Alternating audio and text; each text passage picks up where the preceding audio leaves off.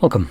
In front of me is a OPPO Reno15 Pro, and today I will show you how you can go through the setup process of this phone.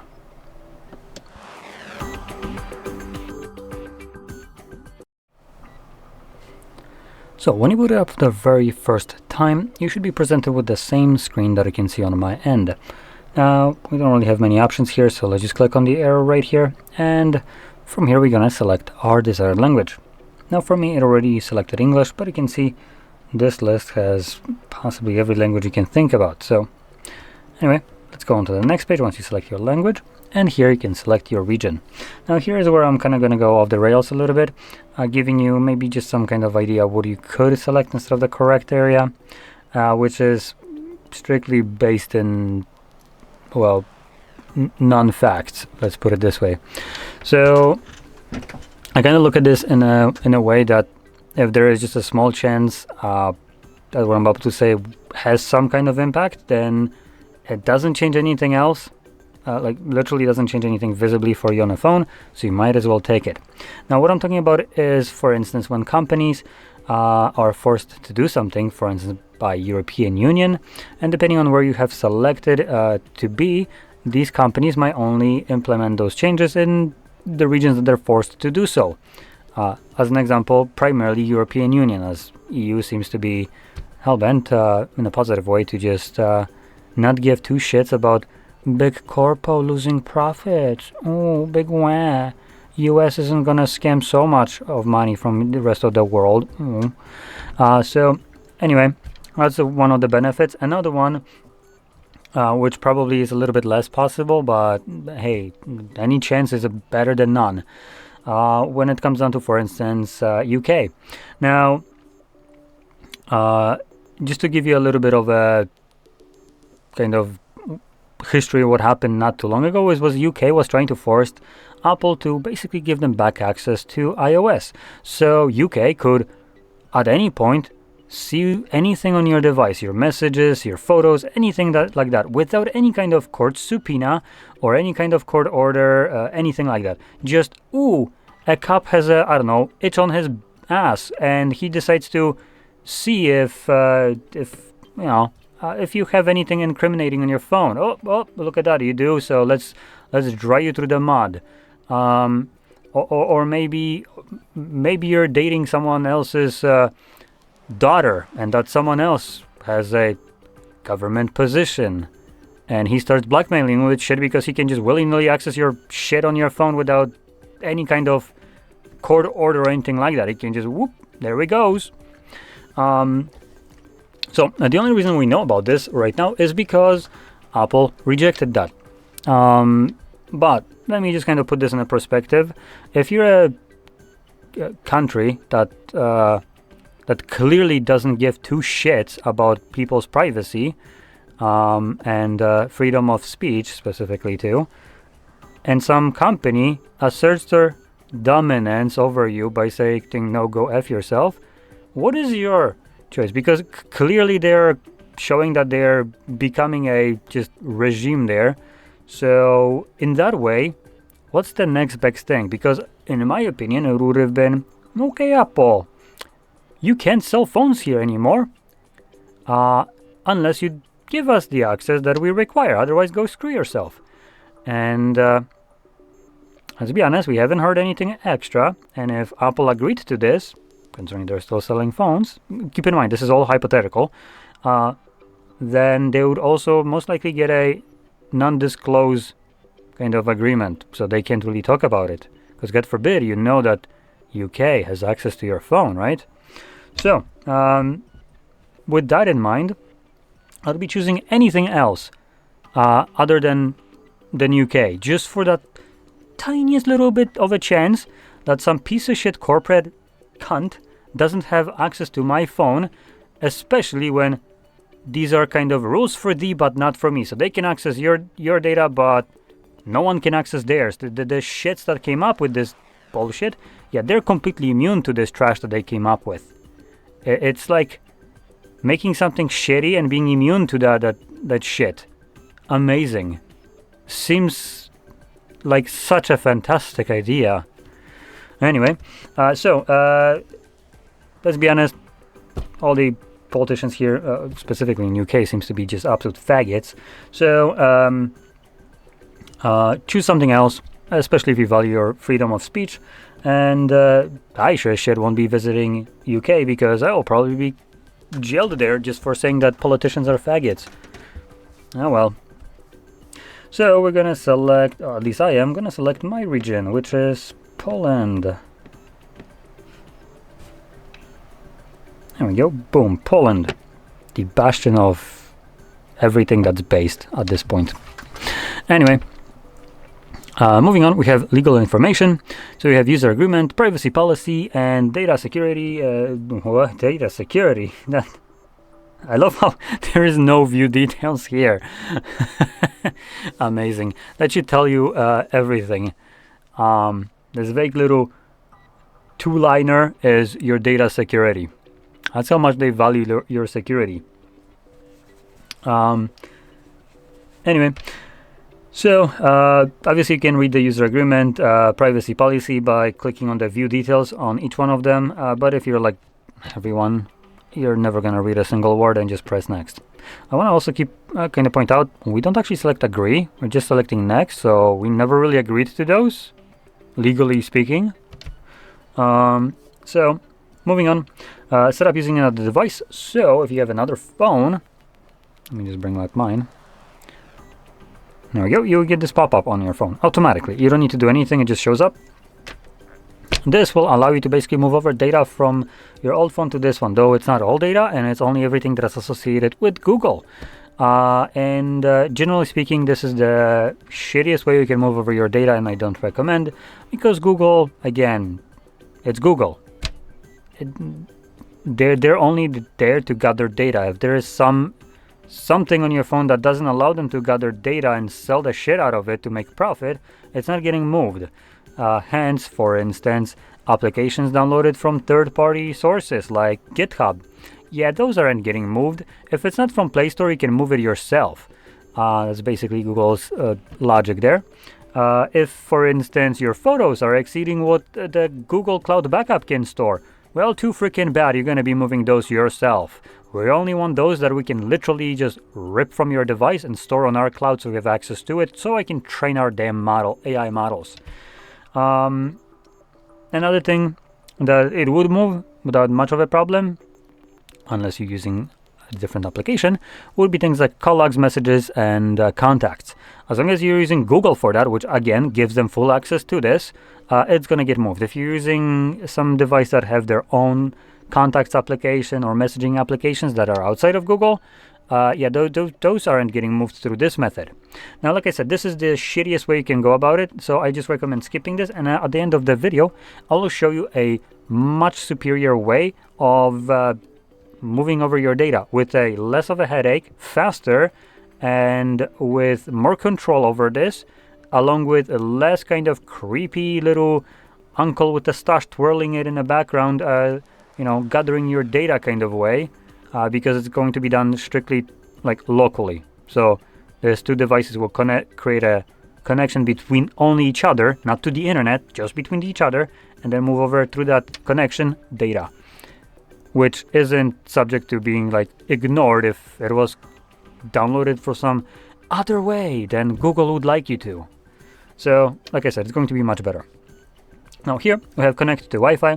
Now this step is optional and you don't need to do it. You can just straight up skip it, which is what I will be doing. Now because never mind. It's not what I will be doing, because this piece of shit device thinks that I need to be connected to network to use a smartphone. Well, if it's fucking smart, why can't it go without internet? I guess I need to do this. God forbid I would be able to set up a device in a way that I want to set it up.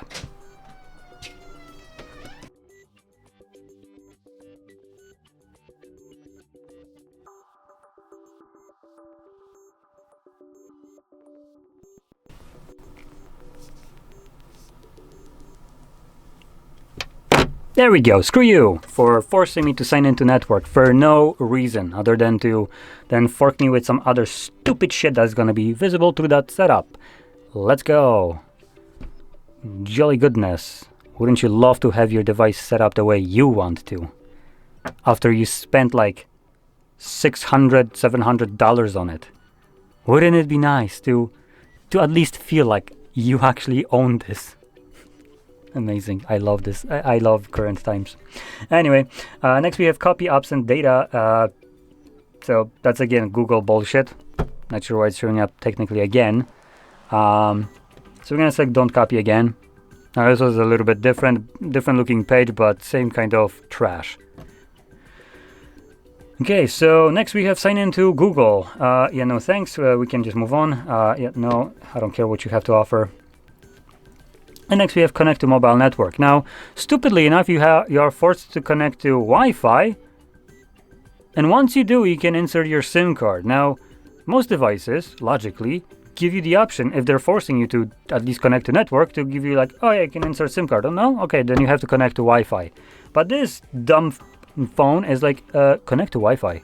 Oh, you're outside of your phone? Well, too freaking bad. You're not going to be setting it up then. Even though you have a SIM card in there. Awesome.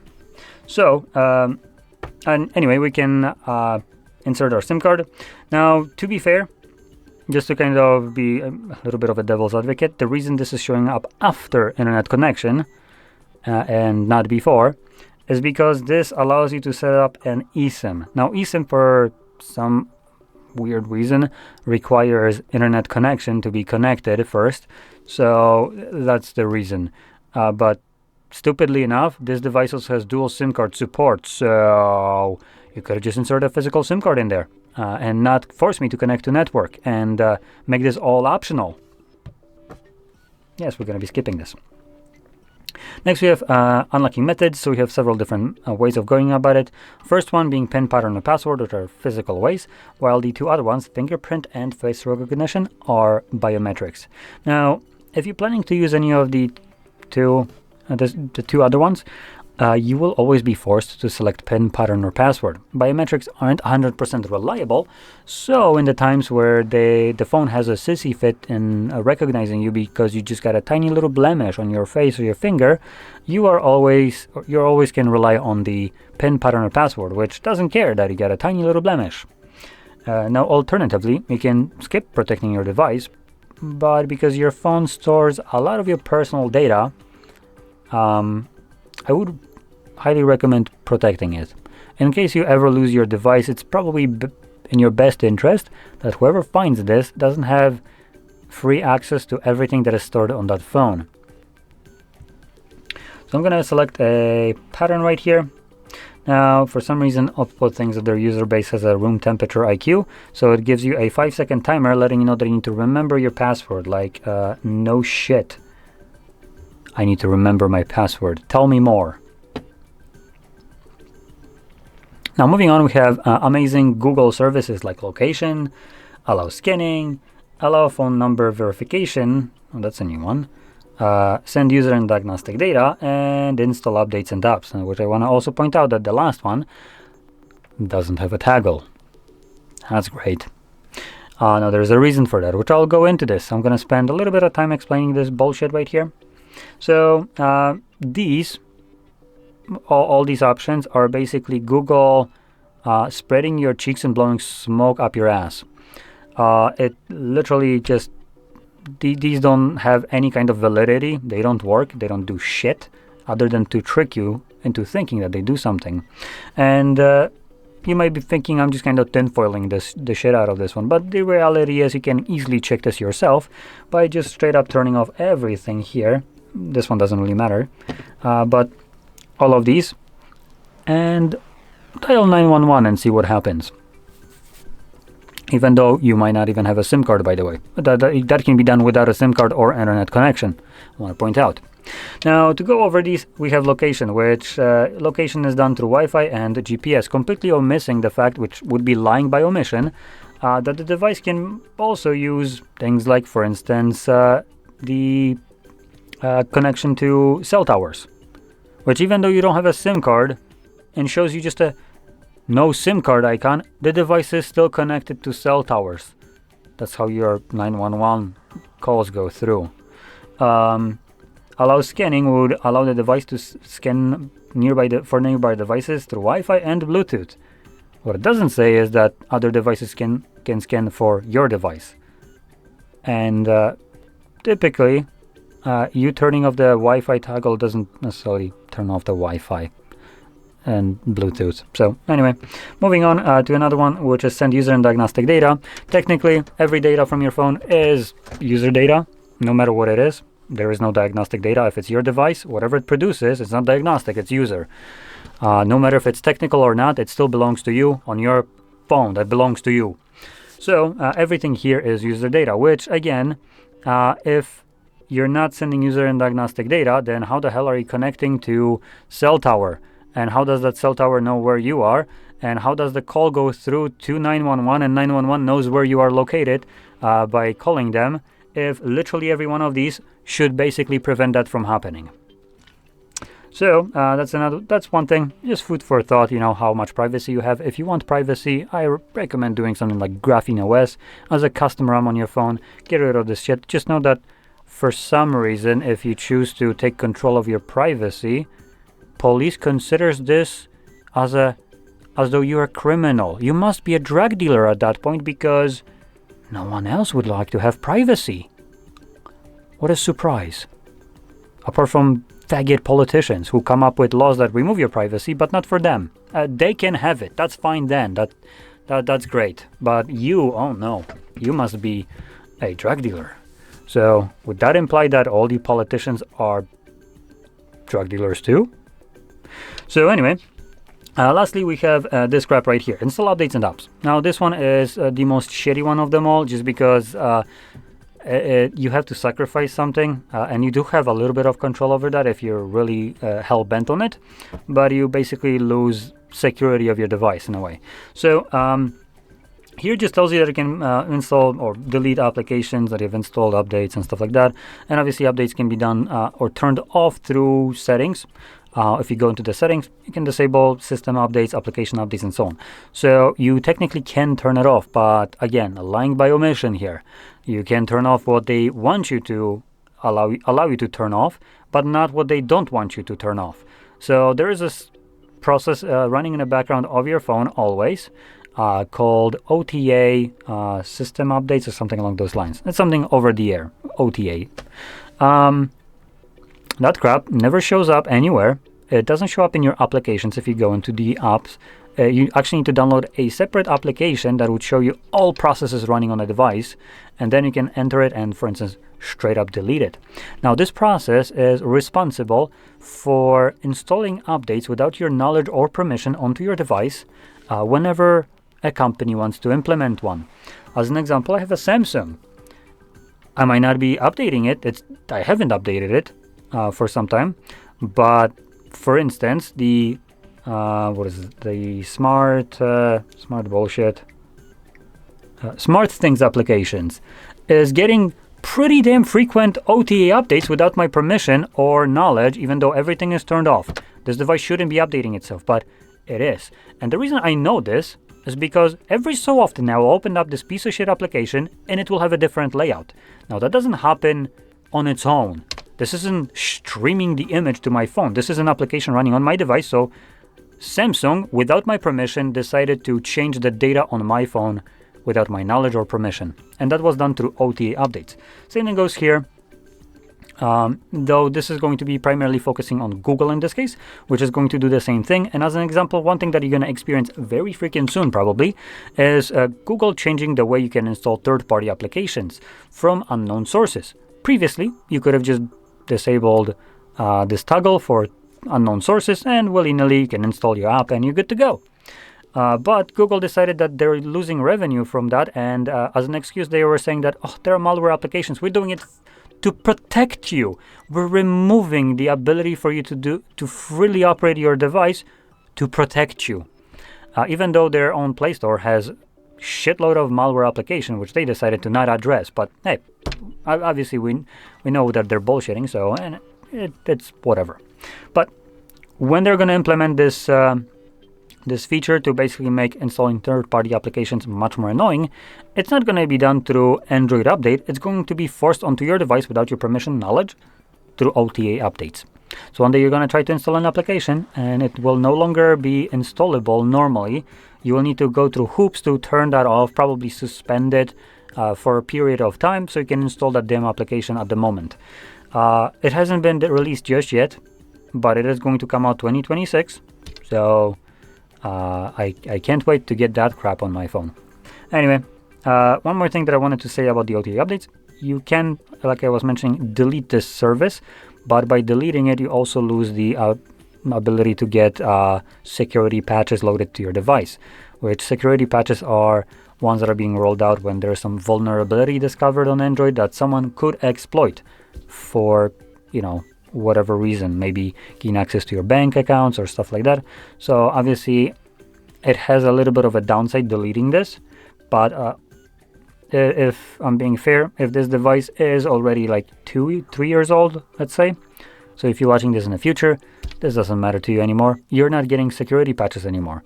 You're just getting the patches that Google wants to fork to remove your privacy or your freedom to do whatever you want on your device, while the security is no longer being maintained on your device. So at that point, you can just delete that crap because it won't really matter. You're not getting the benefit, you're only getting the downside. Moving on, we have review additional applications. Now, there's not very many shown right here. We have just cashback, and that's about it. Even though I'm connected to network, I believe usually you would see more applications. But anyway, I can just deselect this one. I don't really care for it. Getting your phone ready. And we have some recommended services. So auto update overnight, global search, weather services. There probably is.